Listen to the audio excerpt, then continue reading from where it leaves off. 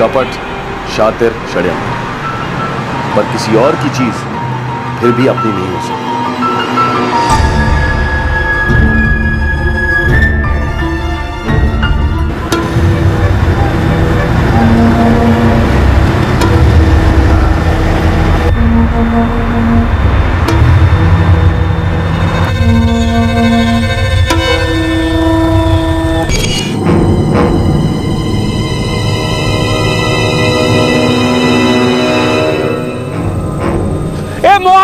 ए बंसी,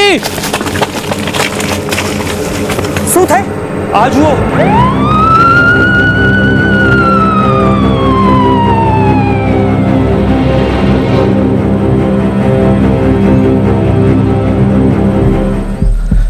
कितने बजे हुआ ये सब? मैं 4 बजे के करीब यहाँ से जा रहा था तो वो गाड़ी खड़ी हुई दिखी। मैं डर गया और भाग कर गया गांव में और सबको बुला कर लेकर आया। समझ में नहीं आता क्या चक्कर है साहब। आसपास देखा, इधर नजर पड़ी तो लाश पड़ी हुई थी। सर कुछ भी नहीं मिला है। Driving license, credit card, visiting card, कुछ भी नहीं।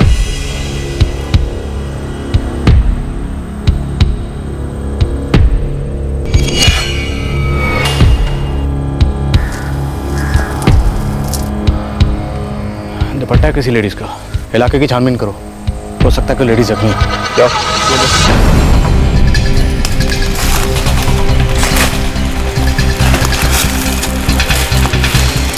गाड़ी की हालत एकदम ठीक ठाक है, एक्सीडेंट का केस तो नहीं लगता।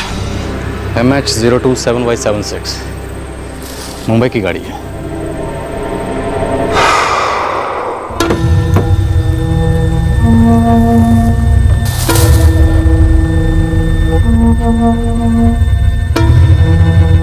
देखिए खोलो।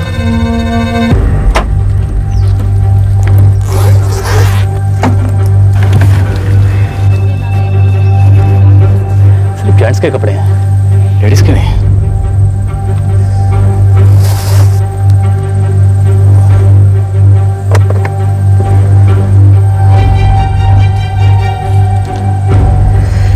ये डायरी काम आएगी।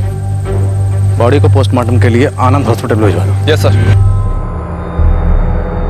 मौत एक्सीडेंट से नहीं हुई है, ये बात तो पक्की है। काफी खून बह जाने से मौत हुई है। कोई तेज धार ब्लेड या फिर कोई कटर या फिर ऐसी कोई धार वाली चीज से। उम्र 50 के करीब होगी। 55 से ऊपर तो लगता है। सुसाइड हो सकता है? हो सकता है, पर सुसाइड करने के लिए कोई 1 या 2 कट करेगा। इतने सारे क्यों, और वो भी दोनों हाथों पर। इतनी बेरहमी खुद पे मुश्किल है। बॉडी पर से सारे आइडेंटिफिकेशन गायब हैं, मतलब एक्सीडेंट तो हो नहीं सकता। हट्टा कट्टा आदमी है, सर पे बाल कम है उसके। उम्र कोई 55 के ऊपर होगी। उसकी गाड़ी का नंबर है MH027Y76। देखिए मैं पुलिस स्टेशन से बोल रहा हूँ। एक आदमी है हट्टा कट्टा, उसकी उम्र 55 के ऊपर है, सर पे बाल कम है उसके, हाइट मीडियम है। उसकी गाड़ी का नंबर है MH027Y76। सब्जियां अभी भी फ्रेश हैं, इसका मतलब ज्यादा देर पहले नहीं खरीदी गई थी।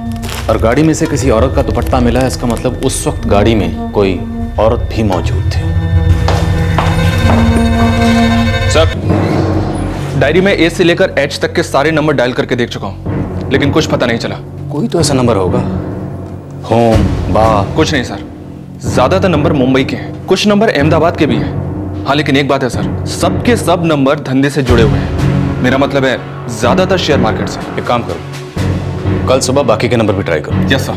वासद गुजरात में एक सड़क के पास 55 से 60 साल की उम्र के एक आदमी की लाश मिली और पास ही मिली एक कार। यह बात बिल्कुल साफ थी कि यह मौत दुर्घटना से नहीं हुई थी, यह एक कत्ल था। लेकिन लाश की शिनाख्त नहीं हुई थी। लग रहा था कि यह एक ब्लाइंड मर्डर केस था। एक दुपट्टा, एक ताजी सब्जियों का बैग, जुर्म की सिर्फ यही एक दस्तक थी जो वहां मौजूद थी, जो शायद मुजरिम अनजाने में पीछे छोड़ गया था।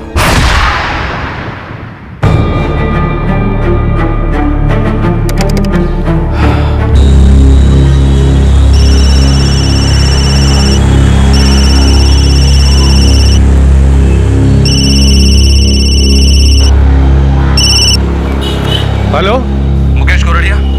हाँ जी बोल रहा हूँ। आप कौन? बोरसद पुलिस गुजरात से, सब इंस्पेक्टर गढ़वी। जी बोलिए। देखिए हमें एक आदमी की लाश मिली है।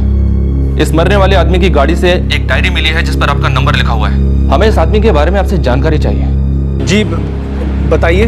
आदमी हट्टा कट्टा है, हाइट मीडियम है उसकी, सर पे बाल कम है, उम्र यही कोई 55 के ऊपर होगी। उसकी गाड़ी का नंबर है MH027Y76। ऐसे किसी नाम के आदमी को आप जानते हैं या फिर इस नंबर की किसी गाड़ी को जानते हैं? उसमें डरने का क्या, बिंदास खरीद लेने का। आओ मुकेश भाई, मैं बोरीवली जा रहा हूँ, आपको रास्ते में छोड़ देता हूँ।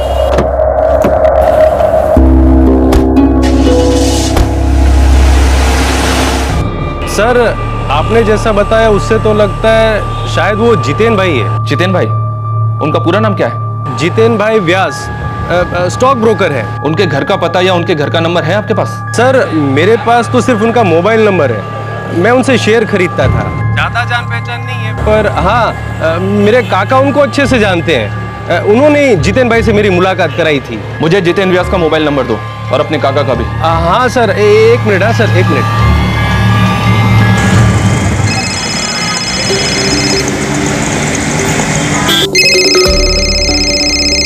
પપ્પા તમારો ફોન છે। कौन है? हेलो, जय श्री कृष्णा। अंबालाल गोरड़िया बोल रहे हैं। हाँ जी, बोलू जू। आप कौन? मैं बोरसद पुलिस स्टेशन गुजरात से सब इंस्पेक्टर गढ़वी। मुकेश गोरड़िया ने मुझे आपका नंबर दिया है। बात क्या है साहब? मुझे स्टॉक ब्रोकर जितेन व्यास के घर का पता और उसका नंबर चाहिए। हाँ, लेकिन हुआ क्या है साहब? एक लाश मिली है, उसकी पहचान करवानी है। शायद वो जितेन व्यास की हो। हे भगवान, एक मिनट होल्ड करो साहब, मैं देता हूँ।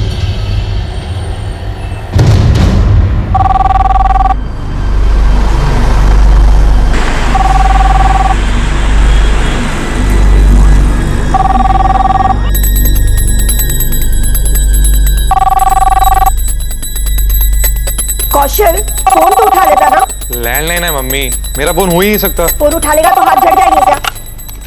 Hello, Borsad police station Gujarat से सब इंस्पेक्टर गढ़वी बोल रहा हूँ। जी बोलिए। जितेन व्यास, आप जानते हैं उनको? हाँ हाँ, मेरे पति है। MH027Y76, ये गाड़ी आपकी है? एक मिनट, MH027Y76 हमारी गाड़ी है। हाँ मम्मी, तुम भी ना। अभी रुक। हेलो, जी हाँ, हमारी गाड़ी है। स्विफ्ट डिजायर, व्हाइट कलर की। बताइए ना, क्या बात है? देखिए, इस गाड़ी के पास से हमें एक लाश मिली है, वासद, गुजरात के पास में है। हो सकता है कि ये लाश आपके पति की हो। मम्मी, मम्मी, मम्मी क्या हुआ? Hello, hello, hello.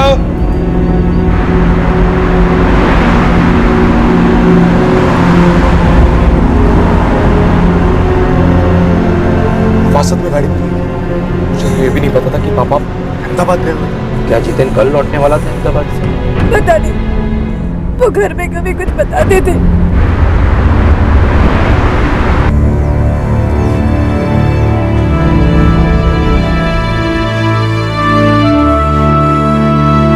पापा, पापा, पापा, पापा।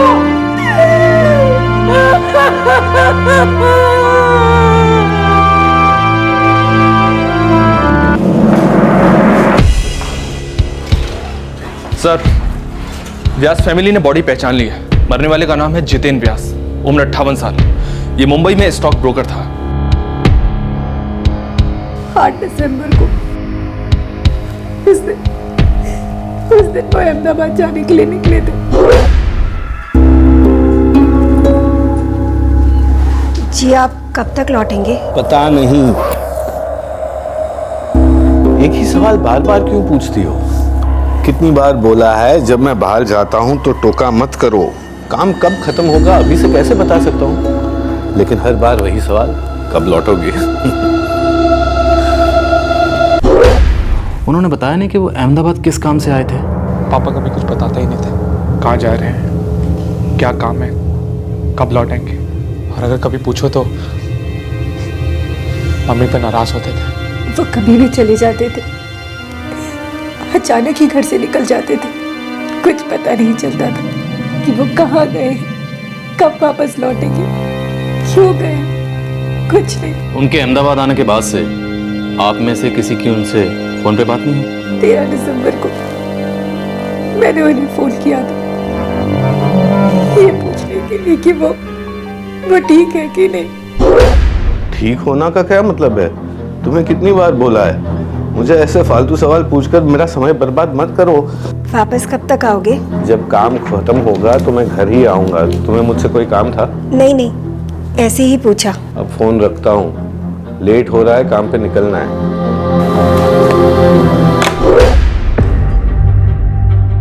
लेकिन आपके पति आपको अपने काम और अपने ट्रिप्स के बारे में बताते क्यों नहीं थे? सर जितेन पहले से ऐसा ही था, आजाद मिजाज का। वो कभी भी कहीं भी अकेले ही गाड़ी लेके चल पड़ता था, कभी लोनावाला, कभी पूना, कभी अहमदाबाद। आप? मैं जितेन का चचेरा भाई हूँ, अनिल। हम लोग एक साथ ही पले बड़े हुए हैं। आपको कुछ अंदाजा है कि वो अहमदाबाद किस काम से आया होगा? सर स्टॉक ब्रोकिंग का काम होगा। जितेन अक्सर अहमदाबाद आता जाता रहता था। वैसे हम लोग अहमदाबाद के ही है, लेकिन कई साल पहले हमारे पेरेंट्स मुंबई में आके सेटल हुए थे। जितेन अहमदाबाद में एग्जैक्टली कहाँ रहते थे? कोई पुश्तैनी घर है या किसी रिश्तेदार के वहाँ? सर दूर के रिश्तेदार तो काफ़ी है, लेकिन मुझे नहीं लगता वो किसी रिश्तेदार के यहाँ रुका होगा। वो होटल में ही रुका था। 9 तारीख को मेरी बात हुई, तब मणिनगर में कई होटल में था वो।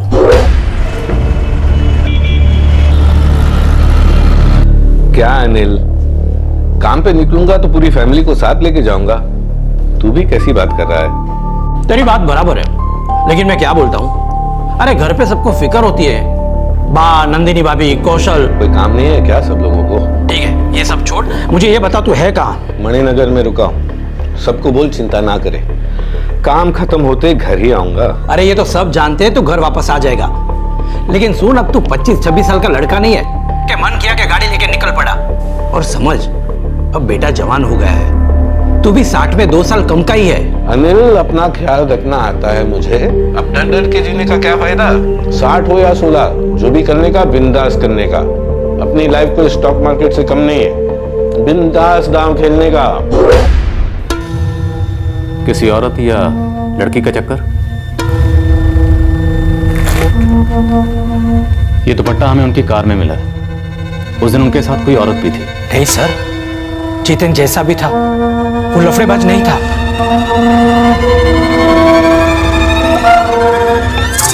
लाश पहचान ली गई थी। मरने वाला था मुंबई का स्टॉक ब्रोकर जितेन व्यास। जितेन व्यास के जीने का ढंग, उसका अपने काम के बारे में सीक्रेसी मेंटेन करना, ये सब इशारा कर रहे थे किसी एक्स्ट्रा मैरिटल अफेयर की तरफ। कार में मिला दुपट्टा उस इशारे को मजबूत कर रहा था कि जो हुआ उस हादसे में एक औरत का हाथ था। लेकिन अब तक कोई ऐसा सुराग नहीं मिला था जिससे यह पता चल सके कि जितेन व्यास का कत्ल हुआ क्यों था। इस केस में अब तक कोई पन्ना नहीं खुला था।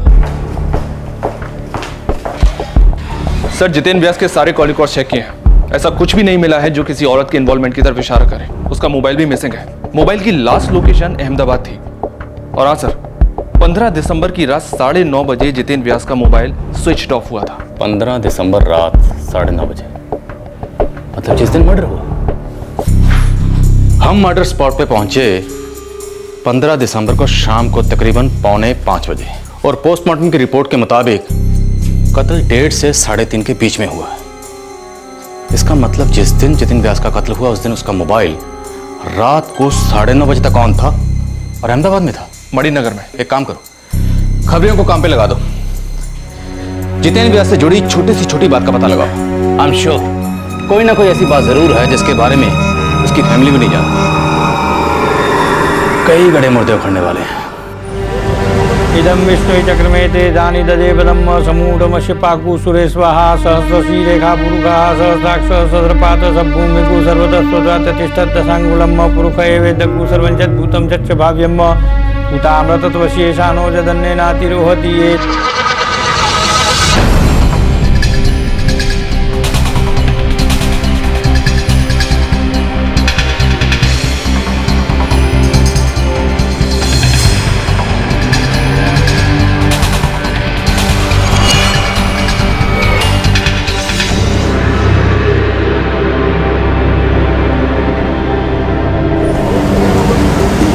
सर धंधे में दुश्मनी का कोई एंगल नहीं लगता है। ऐसा कोई भी नहीं मिला जितने जितेन व्यास के बारे में बुरा कहा। हाँ साहब, जो भी सुना अच्छा ही सुना। यहाँ तक कि लोग कहते हैं कि बड़े दिल वाला था, दिल खोल कर मदद करता है। साहब मुंबई में एक कॉलेज है जहाँ पर स्टूडेंट्स को वो स्कॉलरशिप भी इनाम में देता था। लेकिन वो अहमदाबाद किसी ऐसे चक्कर में आता जाता था जिसकी खबर किसी को नहीं थी, यहाँ तक कि उसकी फैमिली को भी नहीं। मतलब वो सबसे छुपा के कोई ना कोई काम जरूर कर रहा था। वो कॉलेज मुंबई में कहाँ पर है जहाँ पे वो स्कॉलरशिप देता था? मलाड में बता रहा है। मुंबई पुलिस को इन्फॉर्म कर दो। कल हम तहकीकात के लिए आ रहे हैं।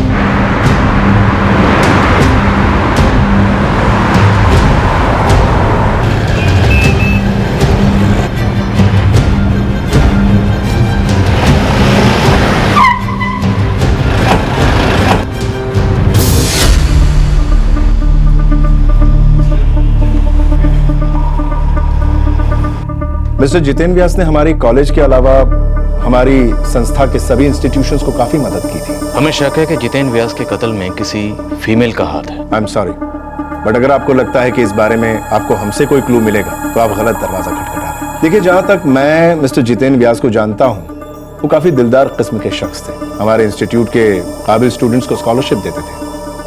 बस इसके अलावा मैं उनके बारे में कुछ नहीं जानता। जिन स्टूडेंट्स को उन्होंने स्कॉलरशिप दी थी उनकी लिस्ट हमें मिल सकती है? मैं एडमिनिस्ट्रेशन डिपार्टमेंट से बात कर लेता हूँ, आपको लिस्ट मिल जाएगी। Thank you. ऐसी कोई रेगुलर स्कॉलरशिप तो नहीं है इसमें। आखिरी स्कॉलरशिप सर व्यास ने 2 साल पहले दी थी बीकॉम फाइनल ईयर के स्टूडेंट अंकुश पांड्या को। पता करो इस अंकुश पांड्या को, हो सकता है इस केस की कोई कड़ी उसके पास से मिले।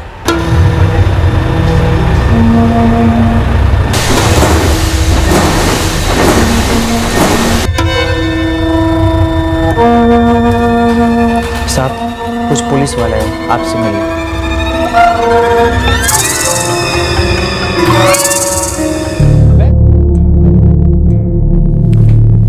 Excuse me sir. मिस्टर अंकुश पांडे जी, आपसे फोन पे बात हुई थी। आप जितेन व्यास को जानते हैं? हाँ, क्या हुआ सर? उनका कत्ल हो चुका है। My God. हमें शक है कि उनके कत्ल में किसी लड़की या औरत का हाथ है। मिस्टर जितेन व्यास ने आपको स्कॉलरशिप दी थी? जी सर। आपसे पहले उन्होंने 2 लड़कियों को और स्कॉलरशिप दी थी। उनके बारे में हमें कुछ पता नहीं चल पा रहा है। तो क्या आप हमें बता सकते हैं कि मिस्टर जितेन व्यास का किसी लड़की के साथ कुछ? नहीं सर, वो तो बहुत ही अच्छे इंसान है। आई मीन अच्छे इंसान थे। मैं उनसे पहली बार कॉलेज के एनुअल अवार्ड फंक्शन में मिला था। इस साल का सबसे प्रॉमिसिंग स्टूडेंट का अवार्ड जाता है दिव्या कामत को।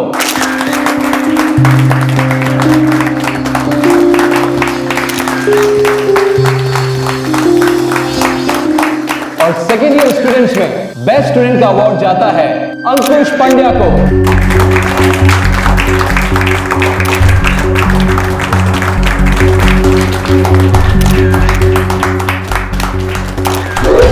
और अगले ही दिन हमारे प्रोफेसर साहब ने मुझसे कहा कि जितेन व्यास जी मुझसे अपने ऑफिस में मिलना चाहते हैं।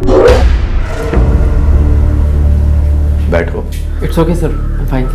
बैठो अंकुश, खड़े मत रहो, बैठो। Thank you sir.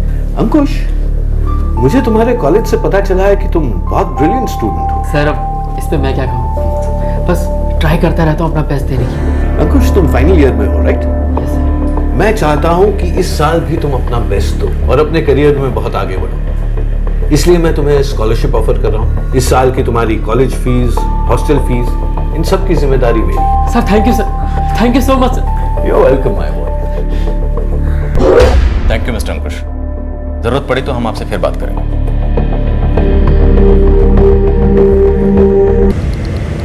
कहीं ऐसा तो नहीं जितेन व्यास दोहरी जिंदगी जी रहा था? मुंबई और अहमदाबाद, और इसकी इस दोहरी जिंदगी के बारे में कोई नहीं जानता था, खासकर इसकी फैमिली जो मुंबई में रहती। लेकिन सर ऐसा भी तो हो सकता है फैमिली वाले को जानते हो पर छुपा रहे हैं। Quite possible.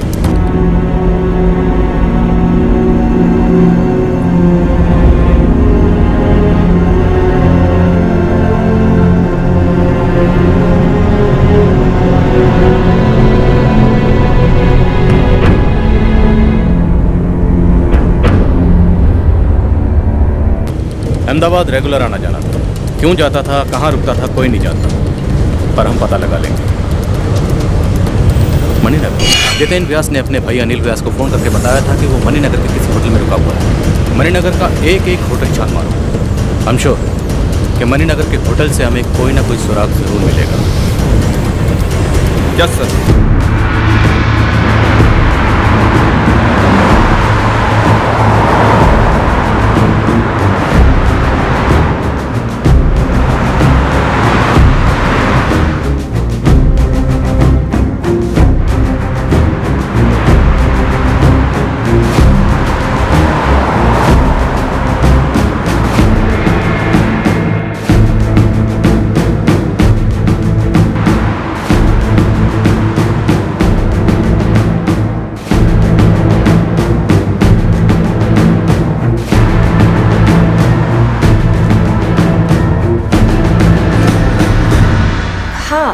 ये मिस्टर जितेन व्यास है, हमारे होटल के क्लाइंट हैं।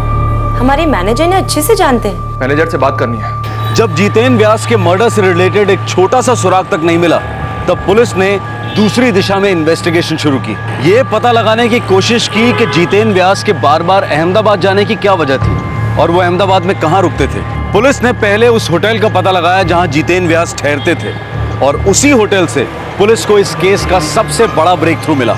हाँ सर, जितेन भाई हमारे रेगुलर क्लाइंट थे। 2 साल से रेगुलर यहाँ आ रहे हैं सर। अब उनकी मौत के बारे में सुनकर हमें शक है कि उनका कत्ल किसी औरत ने किया है।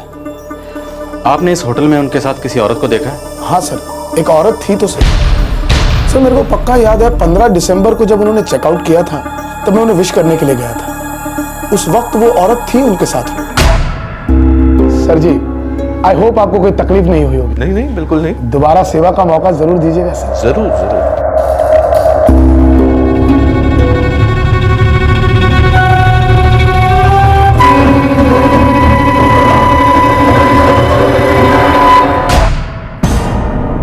उस औरत ने ये दुपट्टा ओढ़ रखा था।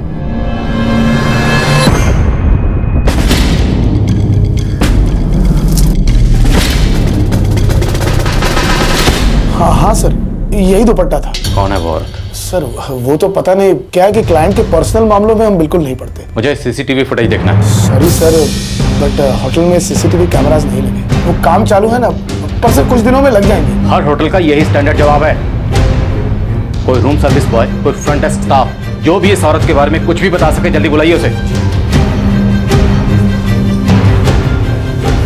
साहब, उस औरत को मैंने जितेन साहब के साथ कई बार देखा इस होटल में आते जाते। उस औरत का नाम जानते हो? नहीं साहब। उस औरत के बारे में कुछ भी देखा हो, सुना हो, कुछ भी?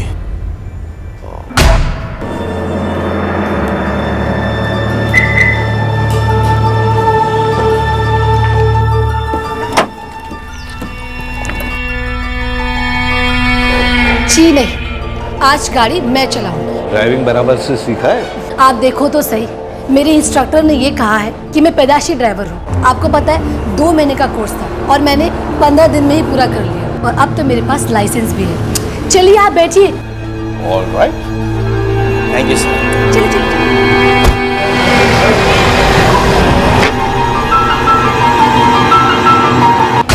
बस साहब, मैं इतना ही जानता हूँ। Thank you.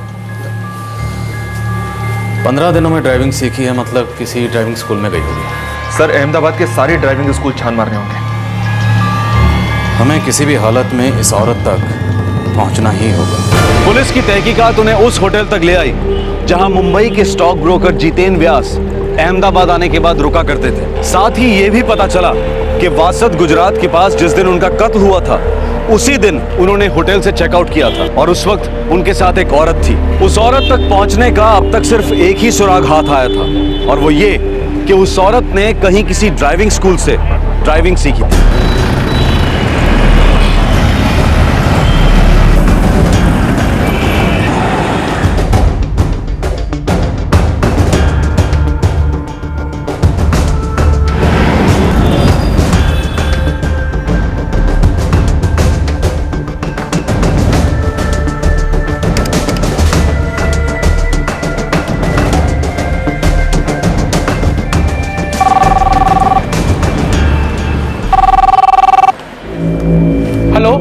Aqeel driving school.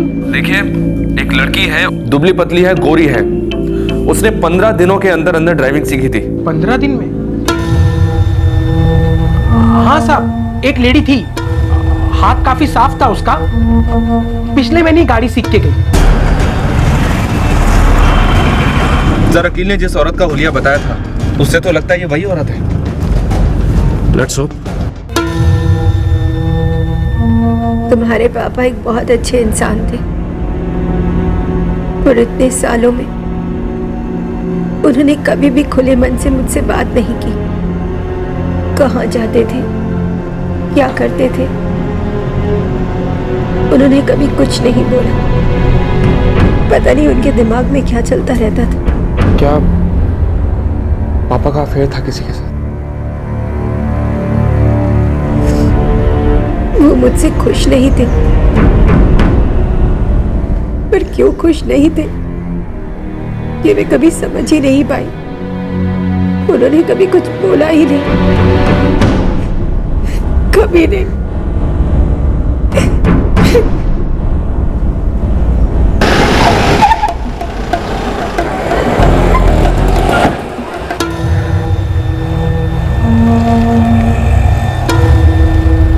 साहब, ये दुपट्टा तो मैं नहीं पहचानता, पर आप लोगों ने जो हुलिया बताया है, ऐसी एक लेडी को मैंने ट्रेनिंग दी थी।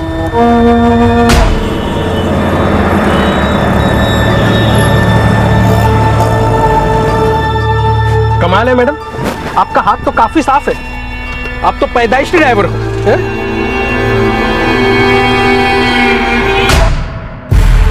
कौन थी वो औरत? सर, सपना नाम था उसका। सपना? उसका फोन नंबर और एड्रेस चाहिए। सर, वो मुझे मालूम है। तुम्हारे ड्राइविंग स्कूल से उसने गाड़ी चलानी सीखी, लाइसेंस बनवाया, तुम्हारे पास उसका पता और फोन नंबर नहीं है? वो ड्राइविंग सीखना नहीं चाहती थी। और तुमने तो फोन पर बताया था तुमने उसे गाड़ी चलानी सिखाई। सर, सब सच है, लेकिन देखिए, यहाँ जो जीवन कॉम्प्लेक्स है ना, उसके बाहर मैंने एक दिन अपने स्टूडेंट को ड्रॉप किया, तो वो अचानक आया।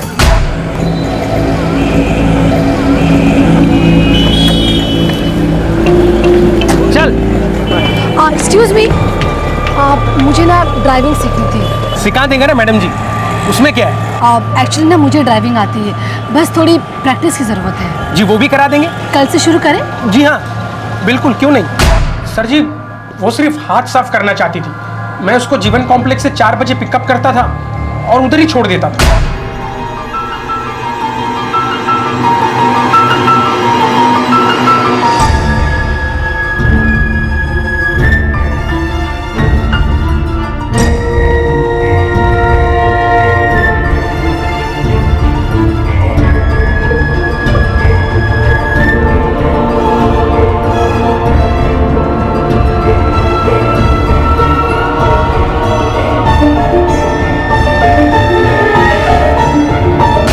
सर जी, उसको लाइसेंस नहीं बनवाना था, इसलिए मैंने उसको 15 दिन का 1500 रुपए बोला। लेडीज लोग पे आदमी लोग आराम से भरोसा कर जाता है, यही मिस्टेक हो गई। वो जीवन कॉम्प्लेक्स में नौकरी करती थी? वो तो पता नहीं, लेकिन रोज वहीं मिलती थी। है कहाँ ये जीवन कॉम्प्लेक्स? जी यही, ये मणिनगर में। ऐसा लग रहा था कि पुलिस का तीर बिल्कुल सही निशाने पर लगा था, लेकिन पुलिस के पास अब तक सिर्फ एक आधा अधूरा नाम था, सपना। एक आदमी जिसकी छवि अपने परिवार में, अपने शहर में इतनी साफ सुथरी थी, उसका इस सपना नाम की औरत के साथ क्या रिश्ता हो सकता है? और क्या सपना का जितेन व्यास के मर्डर के साथ कोई ताल्लुक था?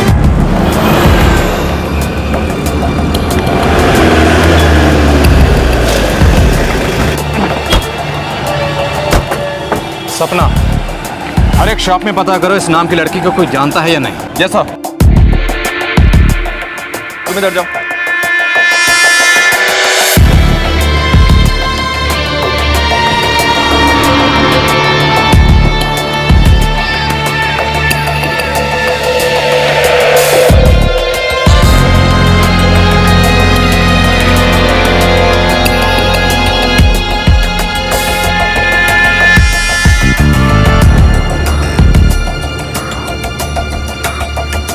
सपना, वो तो मेरे यहाँ फैशन डिजाइनिंग का काम करती थी।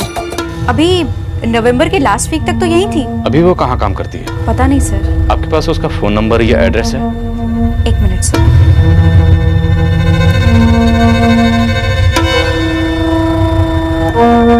हाँ सर, उसका नंबर है 44467898। सपना पंड्या। पंड्या? सपना पंड्या? हाँ, सपना पंड्या यही मणिनगर में ही तो कहीं रहती है, पर सर मेरे पास उसका एड्रेस नहीं है। सपना पंड्या? सर, फोन अभी भी बंद है। हा? सपना का फोन अभी भी बंद है। गढ़वी, वो तुम्हें लड़का याद है जिसे हम सूरत में मिले थे, जिसे जितेन व्यास ने स्कॉलरशिप दी थी? Exactly. Excuse me sir. Mister Ankush Pandya? जी, आपसे फोन पे बात हुई थी। अंकुश पांड्या? अंकुश पांड्या, सपना पांड्या।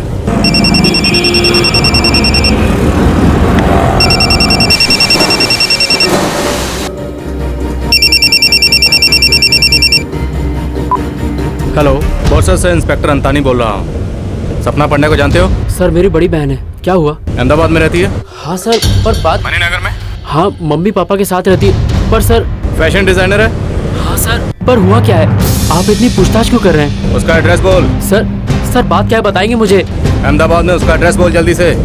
और सुन, उसे इस बारे में इन्फॉर्म मत करना, वरना उसके साथ साथ तू भी इस लपेटे में आ जाएगा, समझे?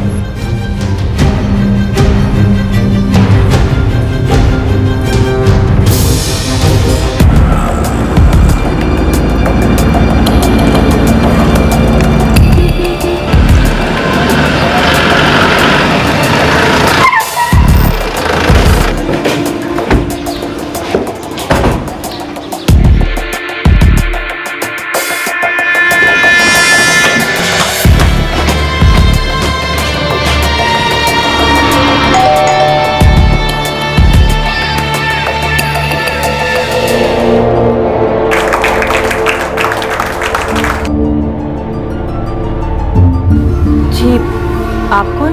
बोरसद पुलिस। सपना पांडे घर पे है।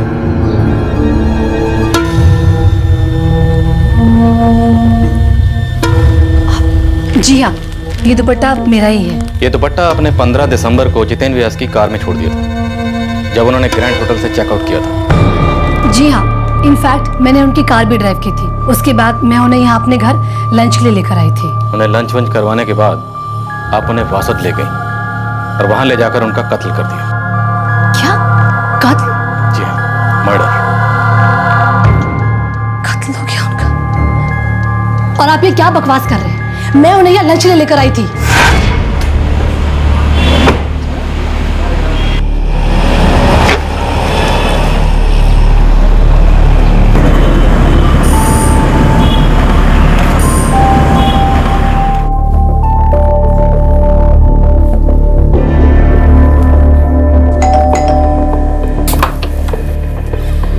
जितेंद्र जी, जय श्री कृष्ण। आइए ना।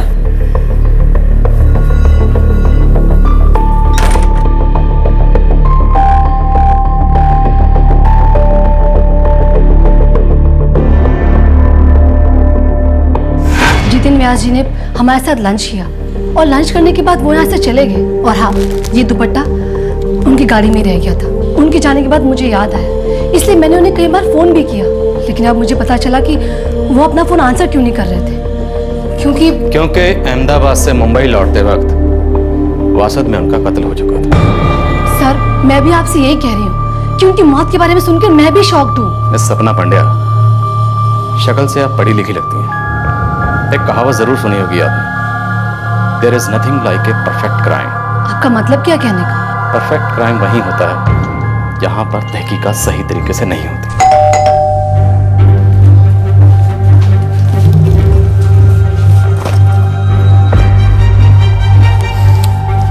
पिछले 2 घंटे में जब से आप दोनों जितेंद्र व्यास की मौत पर इतना शॉक और इतना इनोसेंट होने का नाटक कर रही हैं, हमने आपके कॉल रिकॉर्ड्स चेक करवाए हैं। सपना, आपका मोबाइल जो अभी तो स्विच ऑफ है, लेकिन 15 दिसंबर को न सिर्फ आपका दुपट्टा जितेंद्र व्यास की कार में था, बल्कि शाम को 4:30 बजे तक आपके और आपकी मां के मोबाइल की फोन की लोकेशन वासद में ही थी। शाम 4:30 बजे तक। उसके बाद आप लोग अहमदाबाद गए।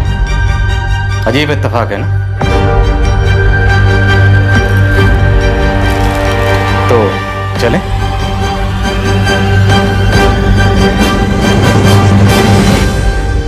सपना पंड्या और उसकी मां संगीता पंड्या, आखिरकार पुलिस उन तक पहुंची गई। पुलिस के पास इस बात की पक्की लीड थी कि ये दोनों वहां पर मौजूद थी जहां पर जितेंद्र व्यास की लाश मिली थी। लेकिन इस रहस्य से अब तक पर्दा नहीं उठ पाया था कि जितेंद्र व्यास का मर्डर आखिर हुआ क्यों था, क्या था इस जुर्म का मकसद, और क्या सचमुच इस जुर्म की दस्तक किसी ने नहीं सुनी थी।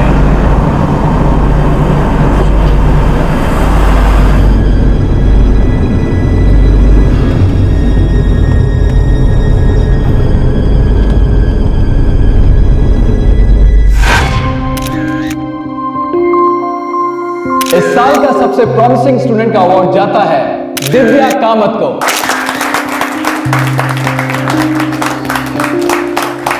और सेकेंड ईयर स्टूडेंट्स में बेस्ट स्टूडेंट का अवार्ड जाता है अंकुश पंड्या को।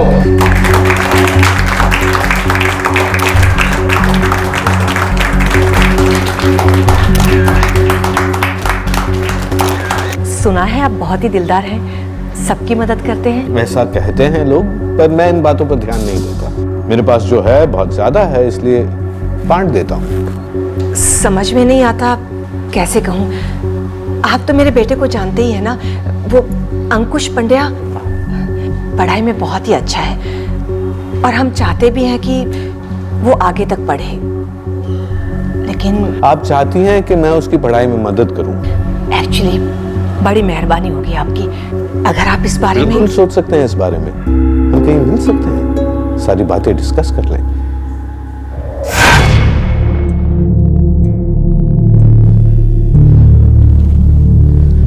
आपके घर जाने से पहले हमने आपके बारे में आपके पड़ोसियों से पूछताछ की थी, काफी तारीफ कर रहे थे आपकी।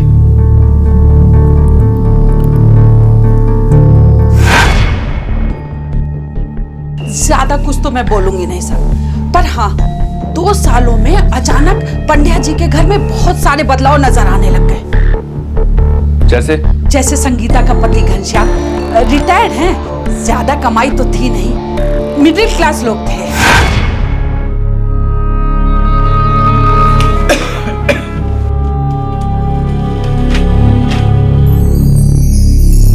और अचानक घर में बहुत पैसा आने लगा। 2 सालों में हुआ ये सब कुछ। भगवान जाने कहां से इतना पैसा आया कि उन लोगों के रंग ढंग ही बदल गए। साहब, सोसाइटी में बहुत सारी बातें होने लगी। जहां धुआं है वहां आग तो होगी ना। लोगों में खुसुर फुसुर होने लगी। दोनों माँ बेटी के चाल चलन ठीक नहीं है। जिस दिन जितेन व्यास का कत्ल हुआ उस दिन आप दोनों का वासद में होना, और जब जितेन व्यास ने मणिनगर के ग्रैंड होटल से चेकआउट किया तब आपका उनके साथ होना, और जितेन व्यास की कार में आपके दुपट्टे का मिलना, ये सब साबित करने के लिए काफी है कि उनके कत्ल में आप दोनों का हाथ है। तो आप दोनों के पास सिर्फ एक ऑप्शन है, सच बोलने का, सिर्फ सच।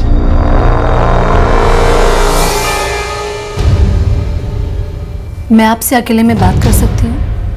सिर्फ 5 मिनट।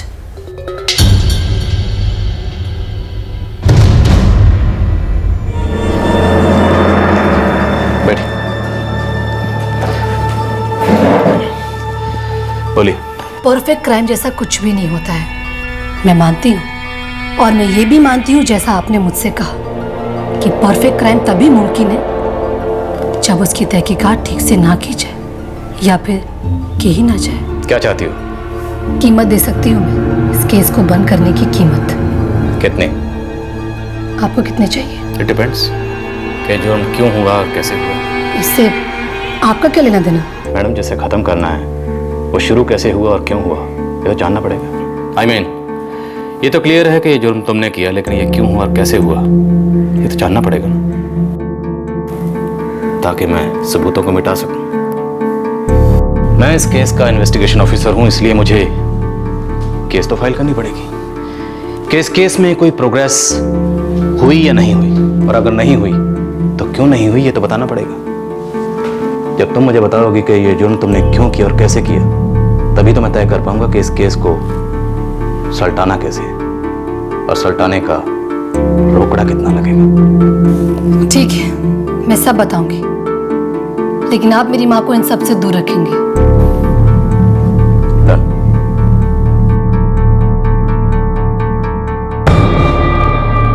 मेरी माँ जितेन व्यास को कॉलेज के एक फंक्शन में मिली थी, जहां मेरा भाई अंकुश पढ़ रहा था।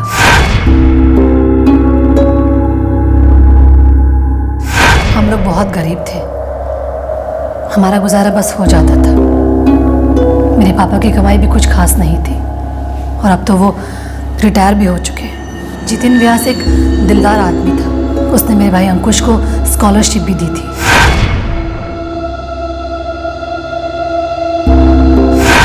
मेरी माँ का अफेयर जितेन व्यास के साथ चल रहा था।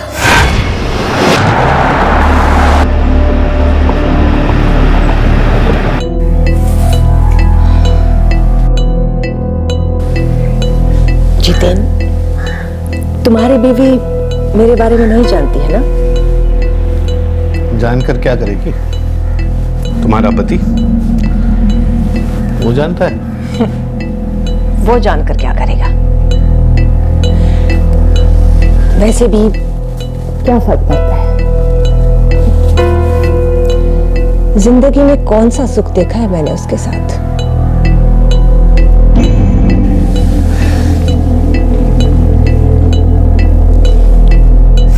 जितेन व्यास पिछले 2 सालों से लगातार अहमदाबाद आ रहा था मेरी माँ के साथ वक्त गुजारने। अब मैं कोई बच्ची तो हूं नहीं कि जिसे पता ना हो कि क्या चल रहा है। तुमने कभी अपनी माँ को रोकने की कोशिश नहीं की? मेरी माँ मेरे पापा से खुश नहीं थी और मुझे ये भी मालूम था कि जितेन व्यास मेरी माँ पर बहुत पैसे लुटा रहा था और लुटाने को उसके पास था भी बहुत। आखिर पैसा किसको नहीं चाहिए। जितेन व्यास के पैसों से हमारी लाइफ की गाड़ी पटरी पर आ गई थी। जितेन व्यास के साथ तुम्हारी माँ का अफेयर था, ये बात तुम जानती थी? जितेन व्यास की फैमिली इस बारे में जानती थी? नहीं। जितेन व्यास के पैसे से तुम लोगों की सारी जरूरतें पूरी हो रही थी, फिर उसे क्यों मार डाला?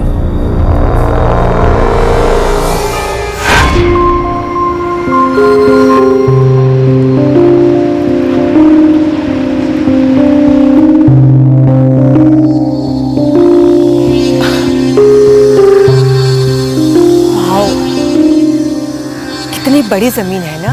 यहाँ मैं एक बंगला बनाना चाहता हूँ। सच? हम दोनों के लिए? वैसे इस जमीन की कीमत क्या होगी? गेस करो। 1 करोड़? क्लोज, बस एक 0 बढ़ा दो।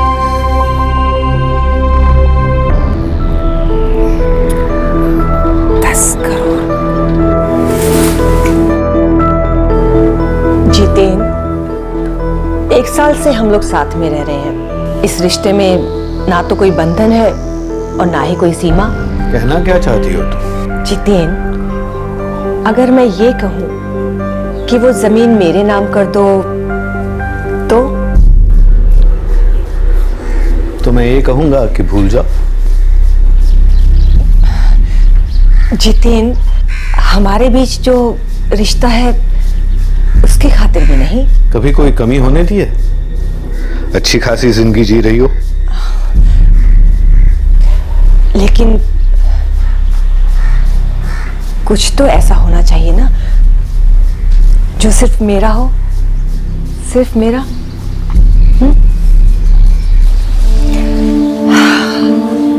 मैंने कुछ ज्यादा मांग लिया क्या? ज्यादा चाहिए था और ज्यादा पैसे, गहने, ऐशो आराम की जिंदगी। मेरी माँ ने पहले ये सब कभी नहीं देखा था। उन्होंने सिर्फ गरीबी ही देखी थी और जब से ये आदमी मेरी माँ की जिंदगी में आया उसने मेरी माँ पर बहुत लुटाया। कुछ ख्वाहिशें पूरी भी हुई और कुछ पूरे करने के अरमान जाग गए। और जब जितेन व्यास ने तुम लोगों के नए जागे हुए अरमानों को पूरा करने से मना कर दिया तो तुम लोगों ने उसे ही सुला दिया, हमेशा हमेशा के लिए। उसने मेरी माँ से वादा किया था कि वो जमीन मेरी माँ के नाम पर कर देगा,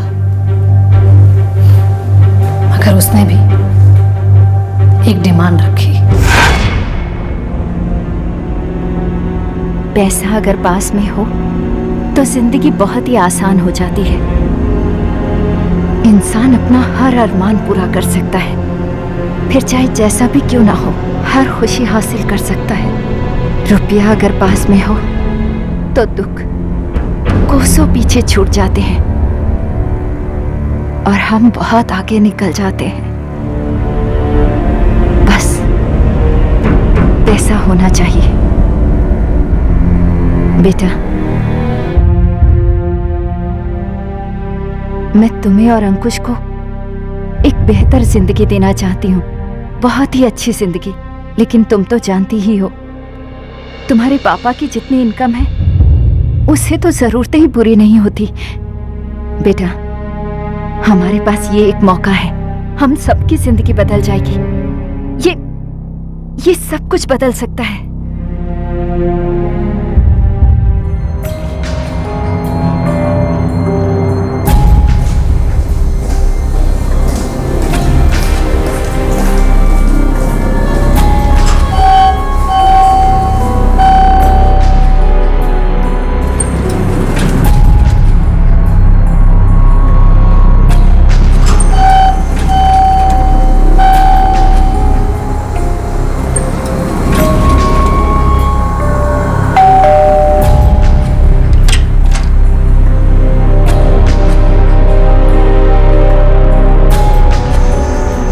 जितेन को वो मिल गया था जो उसे चाहिए था, पर जो हमें चाहिए था वो जितेन दे नहीं रहा था। हर बार बात को टाल देता था।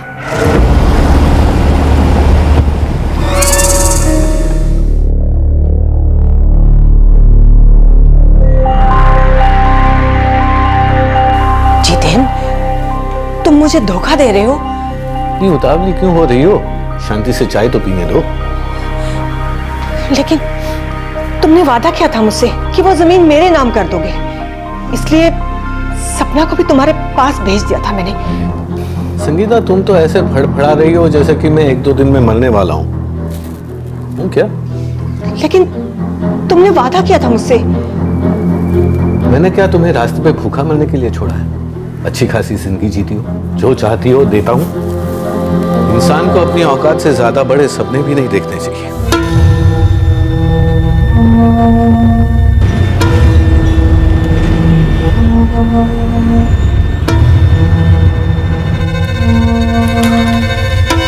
Plot measuring 9680 square yard, Lonavala, Maharashtra. Plot number 12B, the name of mister Jiten Vyas, resident of. पता 1203 दीवान हाइट्स, प्रसाद लेन. 1203 दीवान हाइट, प्रसाद लेन.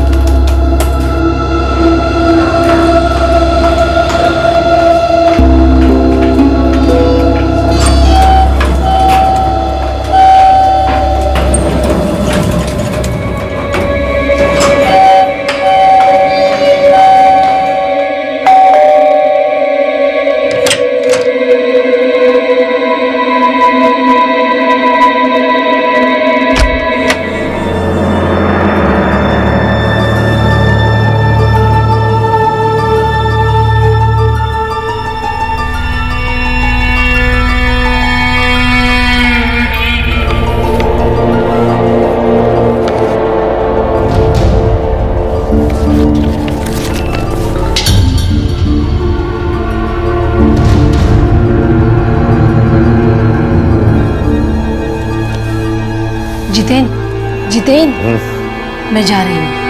Okay, good night. कल मिलते हैं। जितेन, मैं सोच रही थी कि मैं कैम्ब्रिज से कॉरेस्पॉन्डेंस का एक कोर्स कर लेती हूँ, फैशन डिजाइनिंग का। अच्छी बात है, कर लो। मुझे ना उसके लिए एक स्पॉन्सर चाहिए। सोचो मत, मेरा नाम डाल दो। आपका नाम तो मैंने पहले से ही दे दिया है। तो फिर वो क्या है ना, मुझे इन फॉर्म्स पर आपके सिग्नेचर चाहिए। मुझे ना ये कल ही सबमिट करना है। जितेन, सुन रहे हो ना आप? मुझे इन फॉर्म पर आपके सिग्नेचर चाहिए। मुझे कल ही सबमिट करना है, प्लीज कर दीजिए। ये लीजिए।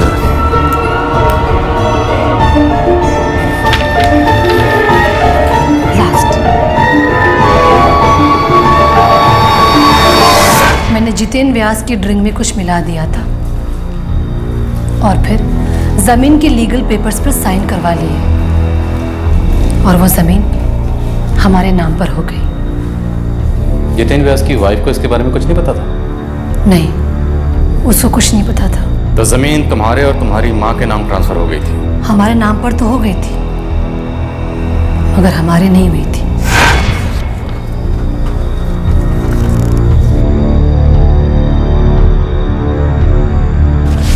जमीन के पेपर्स तो हमारे ही नाम है, लेकिन जितेन जब चाहे हमें कोर्ट में घसीट सकता है। इतना सब कुछ करने के बाद भी वो जमीन हमें नहीं मिलेगी? अपनी मर्जी से तो वो देगा नहीं, कभी नहीं। तो करना क्या है? जमीन तो अब चाहिए ही, हर हाल में। जितेन व्यास की फैमिली को ना तो उसके अफेयर्स के बारे में पता था और ना ही लोनावला के जमीन के बारे में। अगर वो जमीन हमारे नाम पर हो जाती तो जितेन व्यास की फैमिली को कभी मालूम नहीं पड़ता, लेकिन उस जमीन का हमारे पास आने के लिए जितेन व्यास का दूर जाना जरूरी था, बहुत दूर। मुझे ना ड्राइविंग सीखनी थी। सिखा देंगे ना मैडम जी।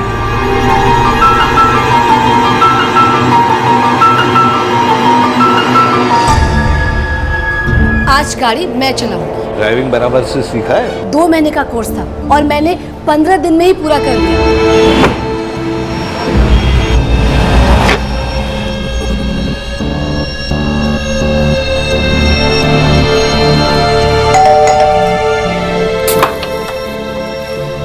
जितेंद्र जी, जय श्री कृष्ण। आइए ना।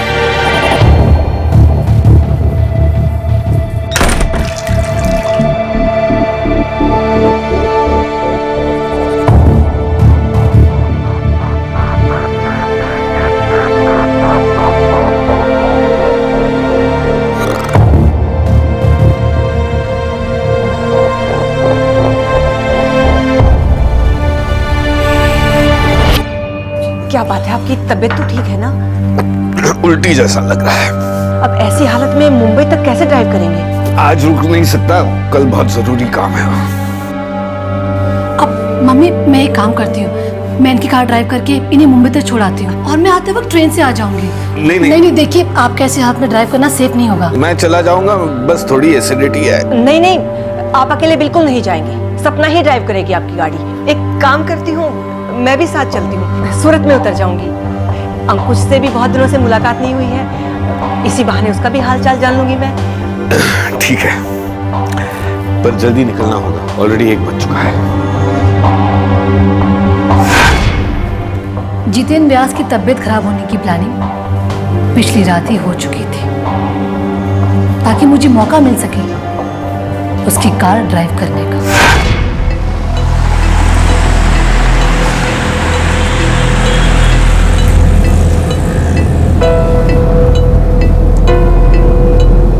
आनंद की तरफ ले ले। आनंद क्यों? अब आप आराम कीजिए ना। मैं तो सपना से कह रही थी, वो क्या है ना कि एक्सप्रेस हाईवे से आनंद की तरफ ले लेगी तो कुछ ताज़ी सब्जियां खरीद लूंगी मैं। अंकुश को अपने हाथों से खाना बनाकर खिलाना चाहती हूँ ना, इसलिए बस।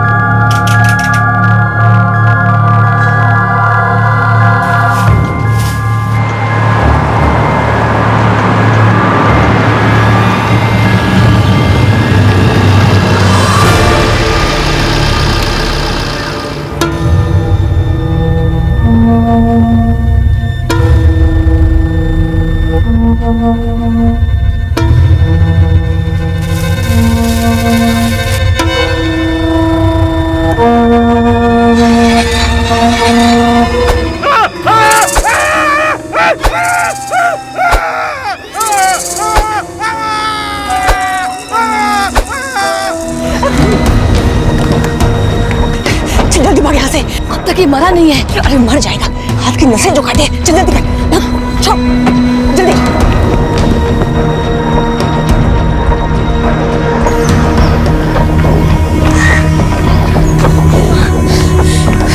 एक काम करते हैं, स्टेशन चलते हैं, अहमदाबाद के लिए ट्रेन पकड़ लेंगे। चल जल्दी कर। माँ, मेरा दुपट्टा। क्या माँ, मेरा दुपट्टा गाड़ी में रह गया। हे भगवान, अपनी चीजों का ध्यान नहीं रख सकते ना तुम। चल जल्दी कर, लेकर आते हैं।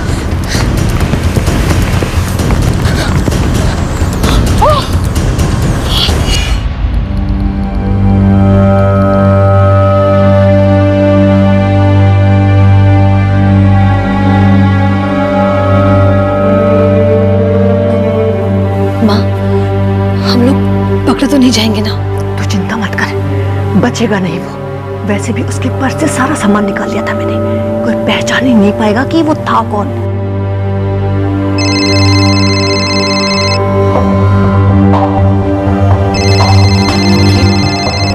माँ, ये फोन किसका बज रहा है? शायद बाथरूम से आवाज आ रही है, मैं भी देख कर आती हूँ, तो यहीं रुक।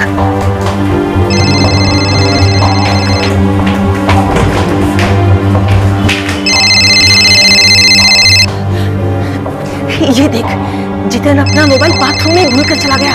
माँ जल्दी से स्विच ऑफ करो, जल्दी। तो कहानी खत्म हुई। अब उस जमीन पर क्लेम करने वाला कोई नहीं है। वो जमीन हमारी है, पूरे 10 करोड़ की जमीन। तो अब बोलो, क्या कीमत है आपकी? इतनी भी क्या जल्दी? पहले जरा तुम्हारी माँ से तो पूछने दो कि तुम जो कह रही हो वो सच भी है या नहीं। उससे क्या फर्क पड़ता है? फर्क तो पड़ता है। हमें भी अपनी चमड़ी बचानी है।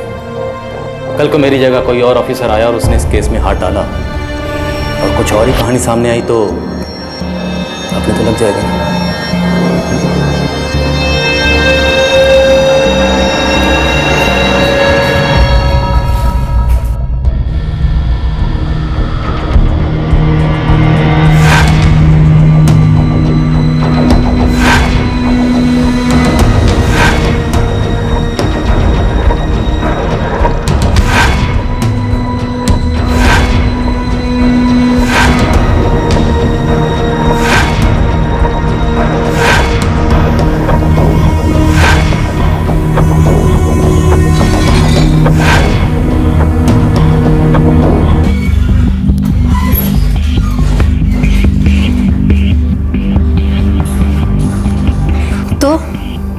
सुन लिया?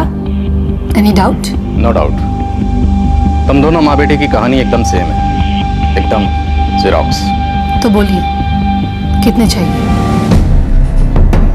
गरीब होना कोई जुर्म नहीं है, ऊंचे सपने देखना जुर्म नहीं है, बड़ा बनने की कोशिश करना भी जुर्म नहीं है, लेकिन किसी दूसरे की चीज को नाजायज तरीके से अपना बनाने की कोशिश करना जुर्म है, बहुत बड़ा जुर्म।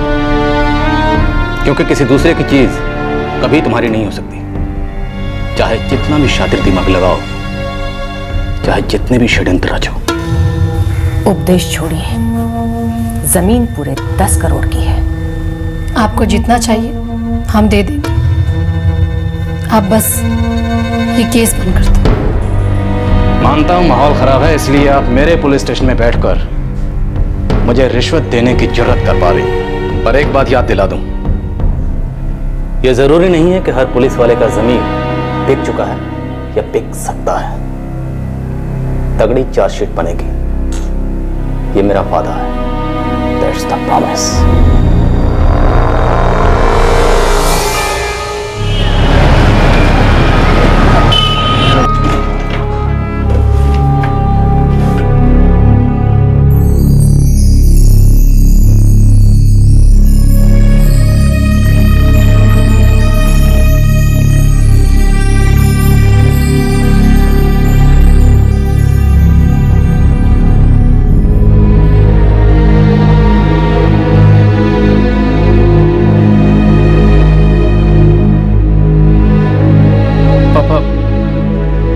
पापा, आप मेरे साथ सूरत चलो, मैं आपको यहाँ अकेले नहीं छोड़ सकता।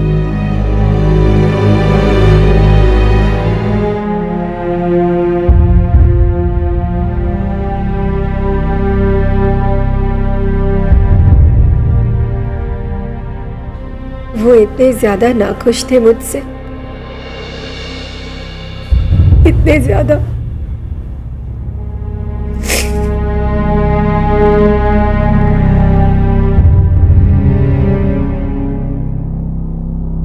सपना और संगीता इस वक्त पुलिस हिरासत में है। पुलिस चार्जशीट फाइल करने की प्रक्रिया में है। संगीता का बेटा और सपना का भाई अंकुश इस बात से उतना ही बेखबर था जितना कि जितेन की पत्नी और उनका बेटा। जितेन व्यास की दोहरी जिंदगी के बारे में किसी को कोई खबर नहीं थी। अंकुश अब अपने पिता को सूरत ले गया है। एक सीधा साधा सच ये है कि जब भी कोई इंसानी दिमाग जुर्म को अंजाम देने के बारे में सोचता है तो वो दिमाग उस वक्त नेगेटिव थॉट्स के अंधेरे में गोते खाता है। सच को छुपाने की, सच पर पर्दा डालने की, सबूतों को मिटाने की भरसक कोशिश करता है। पर इंसानी दिमाग कितना भी शातिर क्यों ना हो, जुर्म की राह पर चलने में कोई समझदारी नहीं। जुर्म पकड़ा ही ना जाए, सामने ही ना आए, ऐसा हो नहीं सकता। जितेन का परिवार इस हादसे से बेहद टूट चुका है और संगीता और सपना के परिवार का भी यही हाल है। छल, कपट, शातिर, षड्यंत्र, इस सब के बावजूद भी किसी और की चीज कभी अपनी नहीं हो सकती। और ये सच दोनों पर लागू होता है। हम जब भी ये कहते हैं there can never be a perfect crime, तब हमें लोगों से ऐसी प्रतिक्रियाएं मिलती हैं कि ऐसे तो अनगिनत उदाहरण हैं जहां समाज के पावरफुल लोग जुर्म करते हैं और साफ बच निकलते हैं। ये बात गलत नहीं है, हमारे सामने जुर्म की ऐसी कई मिसालें हैं जहां पीड़ित को न्याय नहीं मिल पाया। गुनहगार आसानी से छूट गए और आजादी से घूम रहे हैं। हथेलियां गर्म की जाती रही हैं, सच बिकता रहा है। लेकिन विश्वास कीजिए, हमारे सामने ऐसी भी कई मिसालें हैं जहां पीड़ित को न्याय मिला है और गुनहगार को सजा, फिर वो चाहे कितना ही पावरफुल क्यों ना हो। आप किसी भी देश का इतिहास उठाकर देख लीजिए, दुनिया का कितना भी ताकतवर इंसान क्यों ना हो, लेकिन जुर्म करने के बाद उसे सुख, चैन और सुकून की जिंदगी नहीं मिलती। आप गलत मत समझिएगा, हम ईश्वर के न्याय या किसी डिवाइन रिट्रीब्यूशन की बात नहीं कर रहे हैं। हम बात कर रहे हैं, हम उल्लेख कर रहे हैं कुदरत के एक सीधे से नियम का। जितना आप देते हैं उससे ज्यादा ले नहीं सकते। इसी विचार के साथ हम आपसे विदा लेते हैं। आपसे फिर मुलाकात होगी क्राइम पेट्रोल दस्तक में एक और नए केस के साथ। तब तक अपना ख्याल रखें, सुरक्षित रहें और याद रखें, क्राइम नेवर पेज। जय हिंद। इस तरह के और भी एपिसोड देखने के लिए हमारे चैनल को सब्सक्राइब करें और बेल आइकन दबाना ना भूलें।